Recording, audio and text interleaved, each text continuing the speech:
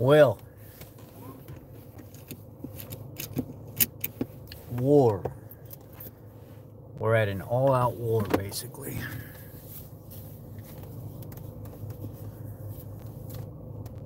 I don't exactly understand what's going on in the carnivore, vegan,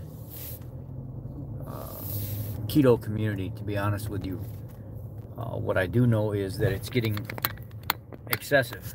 On Frank Tefano's new video today, maybe not today, maybe it was yesterday, he stated that the Queen, I don't know, Queen Elizabeth or Queen whoever, Queen somebody, I don't know who it was, the reason that she's lived to be 92 years old is obviously because she eats meat. That is not the case. And what's a little concerning is the dogma. Now, where it used to be live and let live, where it used to be everybody should be able to choose their own path, where it used to be that some people can handle vegetables, some people can't handle vegetables. The keto people doing the same thing as well. They switch to carnivore, and then all of a sudden it becomes this immediate switch to talk bad about vegetables and oxalates. And, you know, even my friend Luke Miller, I love the guy to death. He's a great guy. But when we take these extremes of what we believe and we blow it up and we put it into this box of this is what everybody should believe, is where we start to fail. Luke made a video yesterday or the day before talking about why oxalates in vegetables make your dick bleed. And I'm thinking to myself, what are you talking about? Seriously. Like, I understand that you can put pictures and stuff up with crystals forming and all this other stuff, and there are some people that do have issues with oxalates. But this approach, this dogmatic approach to this is what it is, this is 100% factual, it's getting absurd. More and more people are believing that they have the exact message that everybody should listen to. I'm kind of like Carnival when it comes to this. I don't care if you eat vegetables, and I don't care if you eat carnivore. Do your thing. I even have some things that are not carnivore or keto or vegetable sometimes. I'll have, if I want regular pizza one night, I'll have regular pizza. I don't live my life by anybody else's rules or standards. And we have these people that they've been destroyed nutritionally for so long, they end up achieving this better success with a certain path of eating. And then all of a sudden, because of their new rejuvenated feeling and health, they want to project it on everybody else. Everybody else has to eat like them. Everybody else has to believe what they believe. So, you know, just like in Frankie's videos, a lot of it is very dramatic. A lot of it is trying to push people one way to make them believe exactly what he believes. A lot of it is geared towards clicking on my website, my plan, my new butcher shop, my whatever, because that's what sells. That's what draws people in. There's none of it that's 100% true. None of it. Not one single bit of it is 100% true. If you ever take anything that anybody says on social media or even a doctor 100% true, you're a damn fool. And I think Carnival was just actually making a video about this yesterday, because he was so fed up with the stuff that Frank's been throwing out there about how he's so dramatic and trying to brainwash people with the things that he says sometimes, that it's getting excessive. It's not even like live and let live anymore. It's believe what I want you to believe, and I'm going to put a bunch of pictures up on screen and throw a bunch of science at you and stuff, and I hope that I can convince you to believe exactly what I want you to. Or, you know, the vegan, that Hancock guy that's trying to be dogmatic and have people believe everything that he, just because, exactly like he says, I don't care what you believe. I don't care that carnivorous eating has healed you and made you better. I don't care about your anecdotal evidence. I want you to do exactly what I say, and that's that. It's like this constant battle, this constant war to try to get people to believe exactly what you want them to believe. And who's putting out good quality content anymore?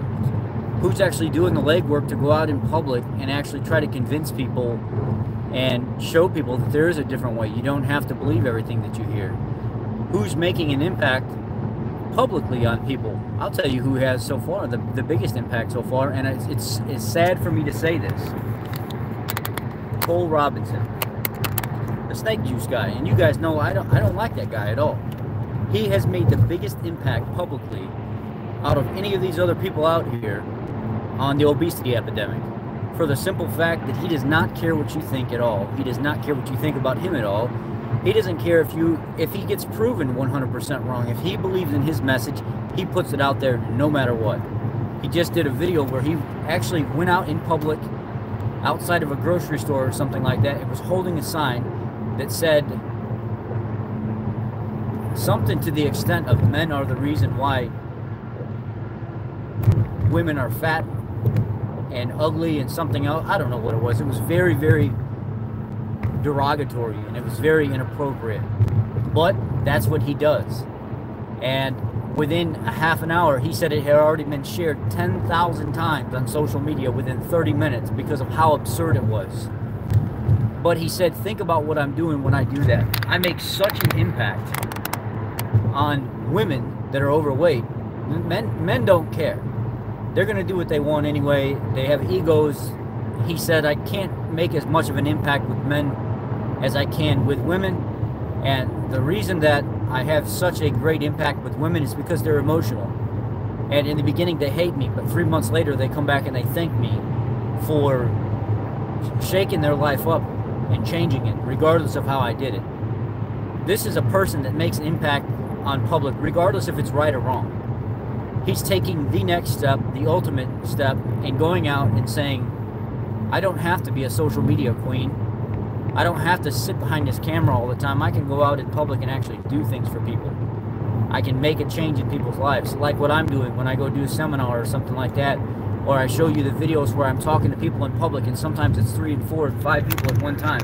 I'm not trying to sell myself to you. I'm just saying there are people out there that are doing the actual legwork, that are not at war with everybody else, that want people to just get healthier, whatever it is. Whether it's vegan or carnivore or keto, whatever it is, I don't care what it is. I really don't care. And if any of you care what people do, outside of if it's making them healthy, if they're living a better quality of life, you're wrong. I'll tell you that right now. You're 100% wrong. If you can do a diet and sustain it for a long period of time and stay healthy doing it, continue doing it. Do not change for nobody. The problem we're having is everybody wants to attack each other's channels. Everybody wants to discredit the next person. Everybody wants, and I've done it before. I still talk about things sometimes because I think it's ridiculous. I think Frank's message is a little bit ridiculous sometimes when he talks about certain topics. When Vegan Gains was debating him, and he was trying to skip over stuff and stuttering back and forth, back to back to back, and not wanting to explain it. And because he couldn't explain it, and he didn't actually understand the scientific term behind it, he was trying to move on to the next subject, and he was getting emotional. And this happened several times throughout the debate. I think the issue is a lot of us are trying to grow too fast, and we're not comfortable enough in our own skin, and we're trying to be bigger than what we are. And when we step out into them bigger boy shoes, we don't have what it takes to defend that portion of what we're trying to defend. So now it becomes this all-out war. Now people want to play carnivore versus vegan, vegan versus keto, carnivore versus keto, and it's this cycle that's just rotating over and over and over again. And we're adding a lot of fuel to things that don't need to have fuel added to it. Frankie does great work, don't get me wrong, but he needs to stick to the studies and giving the recommendations and stuff like that. And this constant battle where he went after Dr. Paul Saladino, a doctor that's contributed heavily in a small amount of time to the carnivorous community, and all the stuff that he's doing online with Instagram and things like that. Frank turned around and attacked him because he used some of the same type of information and said some of the same words that came from some of the same studies. With that being said, how do you expect to get any kind of different information and put out a different message if you're using the same exact study to get that information? It's a war. It's a big war against each other, trying to make one not look as good as the next so we can be better than what we are. You know, if you look at Tristan's channel, he tries to stay pretty neutral overall, but a lot of the things that people are looking at now in a fashion that vegans don't understand and some carnivores don't understand is the fact that Tristan is hosting all these debates on his channel. because he knows how to use OBC. He knows how to use the, I think it's called OBC anyway. He knows how to use the operating system to Skype several people at one time and fix all the volumes and make the corrections and stuff like that, because he's really good at it. So people trust him to do it. He's a good mediator. But now people think that the reason he's doing that, and I've got several messages about this, is why is he wanting to host everything on his channel so he gets all the views and the revenue and stuff generated from it? That doesn't make any sense to me. And then I have to explain to them, he does a very good job, even though he admits he's not the best, at operating the systems so people can actually communicate back and forth and have their debates. But we think it's a war. We think there's always an agenda to it. And this is where I don't know what to think sometimes. Sometimes I just want to get off social media completely and walk away from all this, because sometimes it's an all-out battle. You know, I'm searching around last night and I find this Hancock guy about how nothing matters to him about people's lives and anecdotal evidence, other than the fact that they just need to stop eating animals. So if their quality of life goes down in the meantime, and the vegan diet doesn't help them, he doesn't care, as long as the animals aren't hurt, which is absurd to me. There has to be some kind of level of people standing up and saying, enough of this shit, you know? Frank, I don't want to hear you talk bad about this person. Rich, I don't want to hear you talk bad about that person. Bart, quit talking bad about that person. Just focus on the message. But we don't do that. We feed into the damn drama, and we just let them rip. But I went on Frank's channel this morning and I told him, I said, dude, I don't know where you're going with this, but a lot of this is unnecessary. You put out a message and you put out a video, and a lot of it is just 50% of it's just drama. First 2 minutes of your video, I've already heard dog claims about the Queen is 92 years old, and the reason that she's 92 years old has to be that she's eating animal products. Come on, dude. Seriously, makes no sense. Makes absolutely no sense. There are plenty of people that have lived long lives on vegan diets, or the last portion of their life on a vegan diet, and been completely fine. It's just they have to learn to do it. It's a little harder on their system, probably. Maybe it's not. Maybe they're the type of person that can have that kind of diet and sustain long term. But again, the issue is this dogma. We want to try to make it seem like we have something more to offer. The information is already out there. You're not offering me anything else other than what's already on black and white paper that I can read for myself if I really want to. You're just presenting the message in a different way that maybe I like to see. Maybe it's entertaining to me, but in the process of that, you don't have to throw in the dogma and the drama and stuff to go along with it. That's what I don't understand. Everybody wants to, and then, you know, Carnival. Carnival was just tearing Frank up yesterday. I mean, he was really ripping Frank a new asshole. He was talking about how, you know, Frank puts all this makeup on. His message is not very accurate. He's kind of all over the place. He doesn't really represent the carnivore community very good, because it's up and down, up and down, up and down, nonstop with him. And yeah, I don't know what to make of all this. I really don't know what to make of all this. You know what? Honestly, lately, I've been watching more Vegan Gain stuff than anything, because he's consistent. He doesn't just talk bad about the carnivore community and the keto community. He rips apart the vegan community as well. I've watched 3 of his videos over the last day and a half, 2 days, because I liked what he had to say. He wasn't just on one particular person. He was ripping them all up. He was ripping up the raw vegans. He was ripping up keto people, carnivore people. And I said, you know what? At least he's consistent with what he's doing. At least he's sticking his ground to what he's doing, and he's not letting people stop him from doing it. Now, I'm not saying that I like him because I despise the guy. But if I close my eyes and I don't look at his face, and I listen to his message, and I actually focus on what he's saying, there's a lot of truth to what he's saying sometimes. You know, a lot of times there is. There's just as many idiot vegans out there as there are carnivore keto people. And, you know, what I don't get is, you know, even with him, you know, pushing this whole calorie, surplus of calories, high carbon, that's the answer. I was watching Durian today talk about his debate with Drew Morgan and Tristan. Just a small section of it, and I actually responded to Durian. I said, Durian, you're a liar, and you know you're a liar.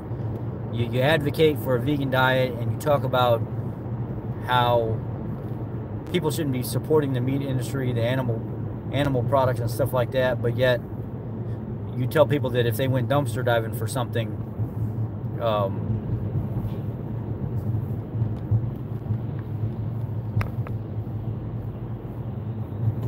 trying to, I can't really read while I'll read it. Let me see, I'm slowed down right now. 213 pounds to go back and forth, sometimes it makes me lightheaded. It doesn't affect me like that at all. I've done carnivore for a year and a half now, after doing keto for about a year and a half, 2 years, that I have no problem switching off and on with carnivore, but keto I did. Keto made me kind of sick. I couldn't do that with keto. But carnivore, because my ketone levels aren't as high and my blood sugar is stabilized, I don't have that crash-like effect. So I can switch off and on, and I don't have an issue. I just choose not to do that for long periods of time. I've lost 140, just call it 140 pounds, and I'm kind of stuck there, which I'm okay with right now. I'm in such a stressful place in my life overall, financially, that I'm trying to fix all that before I worry about other stuff right now. So there's sorry, I was paying attention to the truck that was in front of me. There was a semi trying to get over in a merge lane, and the guy in front of him wasn't letting him over, and almost got pinned between two semis. Where was I even at now? I don't even remember where I was at now, because I saw the message pop up. Oh, Durian rider. He advocates for, you know, if somebody was to dumpster dive and pull, you know, waste animal products out of there to feed an animal or something like that, or that's okay, because you're not supporting the further production of animal products. You're not supporting the purchasing of animal products to support further slaughtering. But that does exactly that in the long run, because if you feed that stuff to an animal or yourself, that's some kind of diet that would have to be sustained, because that would be the goal, and you would want to purchase the products if you couldn't find them, what he called dumpster diving. And I said, well, what if I went to the store and I bought a 16-ounce ribeye, and I came back and I decided that I didn't want to eat it, and I let it sit in the refrigerator for 2 days. Well, by the time the third day rolled around, it was going to spoil. I took that and I gave it to somebody else that would eat it. It's the same thing as taking something out of the trash. I'm going to throw it away anyway, because it's going to spoil, it's going to ruin. Are you telling me that they shouldn't eat it because it's going to support, or it's because I just purchased it, now I'm giving it away, and that supports the production or the purchasing of animal products? I mean, these guys are ridiculous in the stuff that they say. Completely ridiculous. And it boggles my mind. And once they start generating a little revenue from social media, it becomes a complete, and I don't, when I say this, some of you are going to get triggered, but I really don't give a shit, honestly. When you start making money off social media and you get a taste of what it's like, you become more of an advocate for being some kind of ambassador for a program, online affiliate stuff, your Amazon shop so other people can shop there, trying to start week-long educational workout programs and stuff to sell to everybody that they can easily formulate on their own. There are plenty of companies that aren't all over social media that specifically tailor themselves to getting you a good, clean, grass-fed animal product. There are plenty of companies already out there, and I'm not trying to take away from anybody that's doing this, but once you get that taste in your mouth to do the social media stuff, it's like it becomes a constant battle to make it seem like your product, what you do, the information that you have to put out is much more superior than everybody else. So people will spend their money with you, they will use your product, click on your link, because that's the game. That's where the goal is at. And it's a big bullshit smokescreen across the board, even with all these doctors. You notice that Dr. John Lemansky was neutral for a while. He wasn't involved in products or anything like that. He was just putting out really good content, really good videos. Well, now he's got supplementation and bars and all this, so whatever he's involved with. He's got online purchasing and sales of stuff now. Look at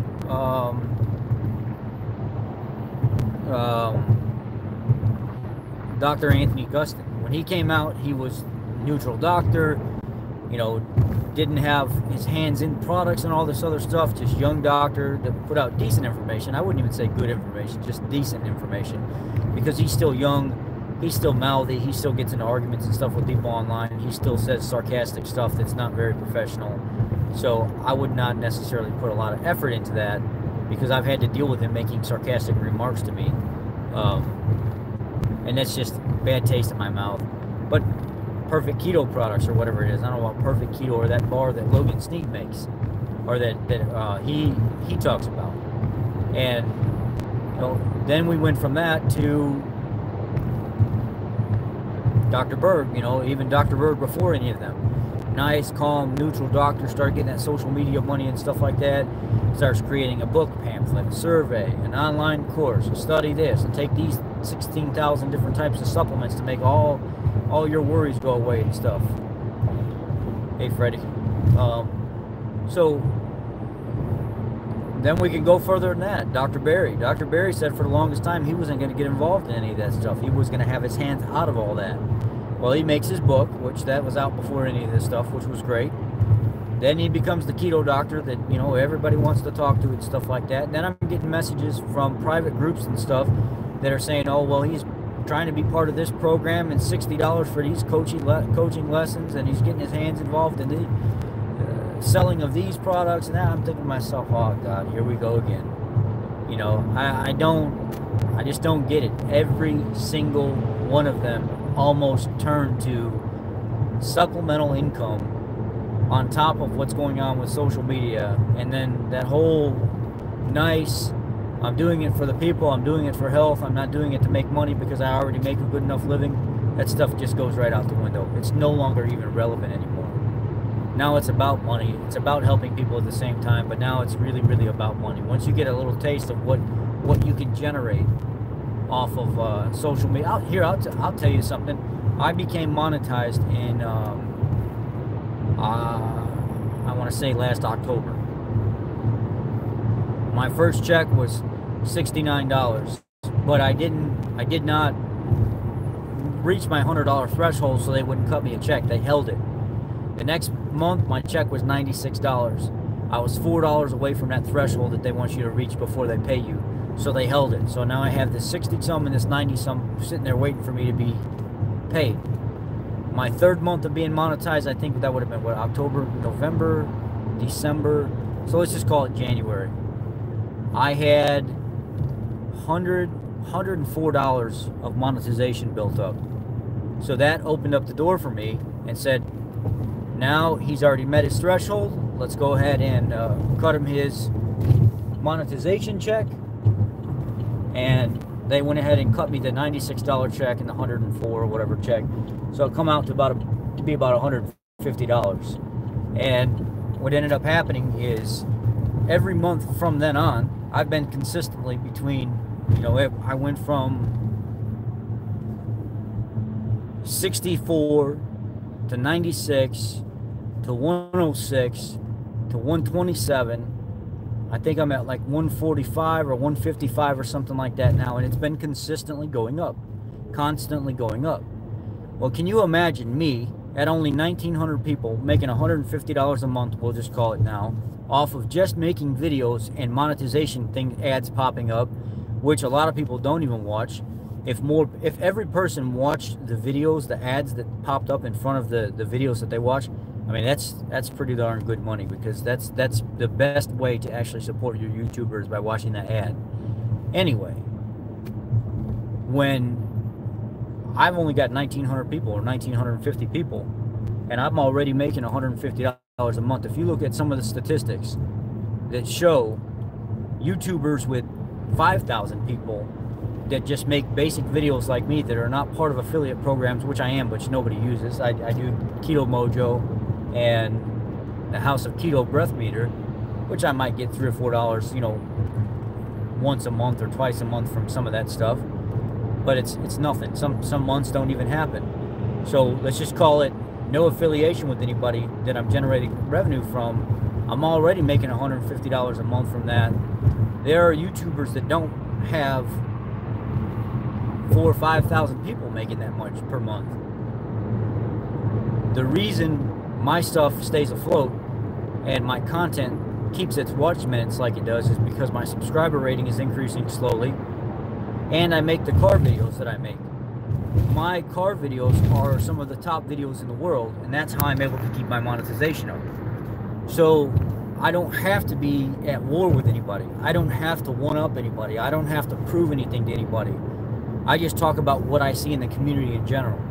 I don't have my hands in all these different programs and all this other stuff to sell people stuff that they're wasting their money on anyway.